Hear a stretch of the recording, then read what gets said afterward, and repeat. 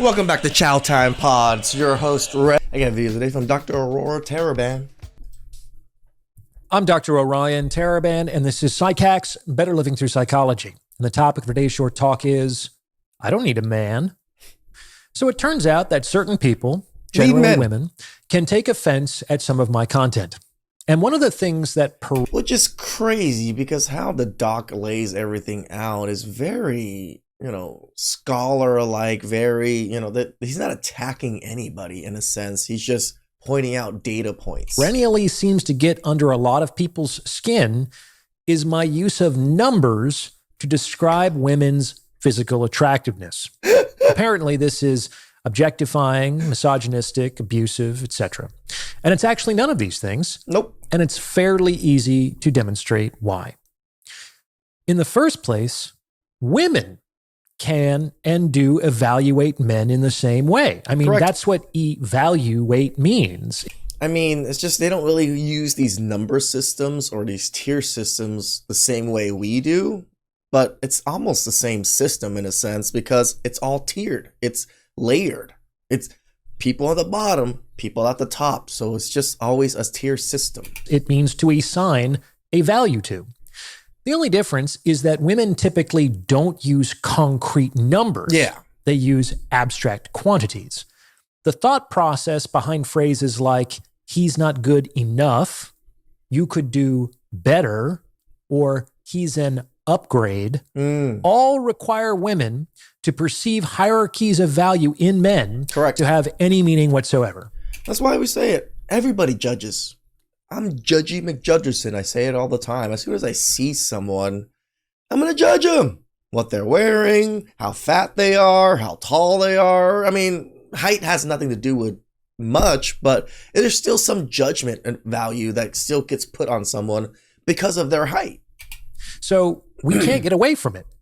And a behavior that is common to both genders, but is only a problem when one gender does it, probably shouldn't be labeled as sexism. Yeah. That would be kind of like arguing that only white people can be racist or something ridiculous like that. True. In any case, as I explained... I mean, I'm sure that's an actual argument, though, so... In chapter 1 of my book, the evaluation mechanism is baked in to human neuropsychology, just like logic. I say it all the time. We're all judgers. We need it to survive. And because it literally lets us know what we should approach and what we should avoid with respect to achieving our self-relevant goals. Without the valuation mechanism, everything would kind of be equally good and equally bad, which would make it extremely difficult to navigate through life. True. Like we couldn't even rely on emotional reactions, as our emotions generally contain approach-avoid behavior stimuli that are rooted in the evaluation mechanism. It would just be instinct or machine learning. Ranking women is also completely grounded in the empirical literature. Like almost by definition, how do you think any study that researches physical attractiveness measures physical attractiveness? Oh yeah. Likert scales, often on a scale of 1 to 10. Like that's how researchers know who's attractive and who's not. And it turns out women are differentially attractive to men. Yep. And the strange belief that possessed the popular imagination that all women are equally beautiful, irrespective of their physical attributes. They all say that because they don't want to hurt any of each other's feelings. But ladies, some of you guys are uggos. You gotta admit it about your friends. Only survived from like the ascent of wokeness in 2015 to the creation of Ozempic in 2025, which granted is still a long time to be deprived of sanity. In any case, using a numerical scale to evaluate female attractiveness is an empirically supported methodology.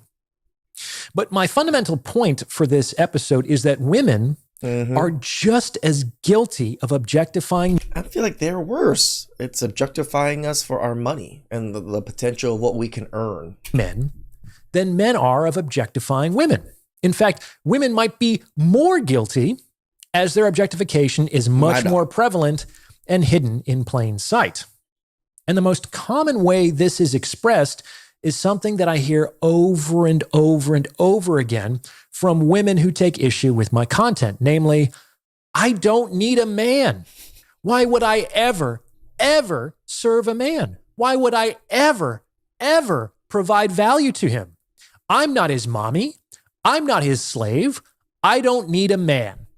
Again, so many women think this way because college indoctrinated these women into thinking this way.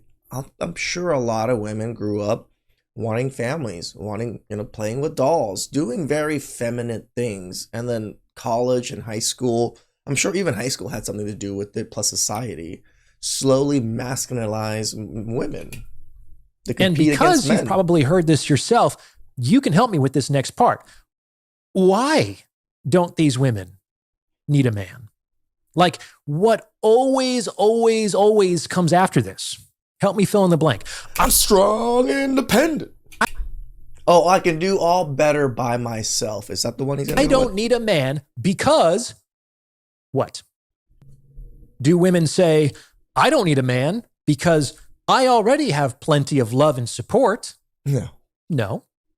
I make my own money. Do they say, well, I don't need a man because I already have regular, consistent sex? No, that's not it either. Oh, do they say, I don't need a man because I already have a constant companion with whom to share my life?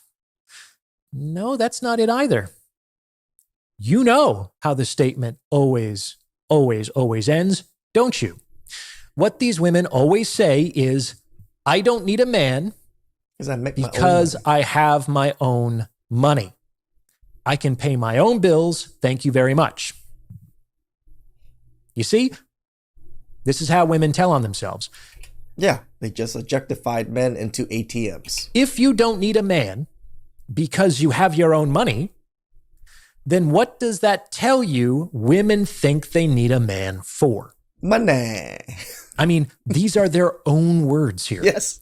If you don't need a man because you can pay your own bills, the implication is that if you couldn't, then you would need one. And in this way, men are objectified as financially exploitable resources.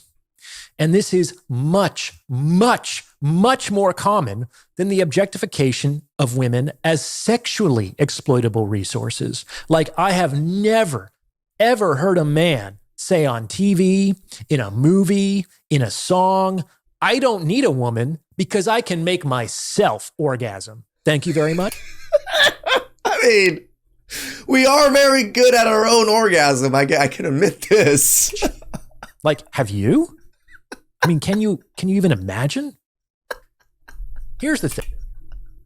Is him saying that? It's just like ridiculous in its own. Men can and do utilize women's physical fitness in their mate selection process, which can and does result in the objectification of women. And women can and do utilize men's financial fitness, their resources, their lifestyle, in their mate selection process, which can and does result in the objectification of men. Of course. And you know what my advice is to both men and women who choose to become upset over this? Get over it. Get over it. My doc. Get over it. Right. This has been going on for hundreds of thousands of years. It is baked into our biology. It is so invisible in our culture that most people, unless they go out looking for it, don't even notice it happening. True. It is not going anywhere because it's just the way it is. And you know what? That's okay. Like, you just got to be able to know what's going on, take the red pill, and navigate through life the way you want to live. That's the whole point of all of this. Evaluating each other might not actually be bad, wrong, or immoral. Those are all judgments that people choose to place on top of reality, and that's not actually something that they have to do.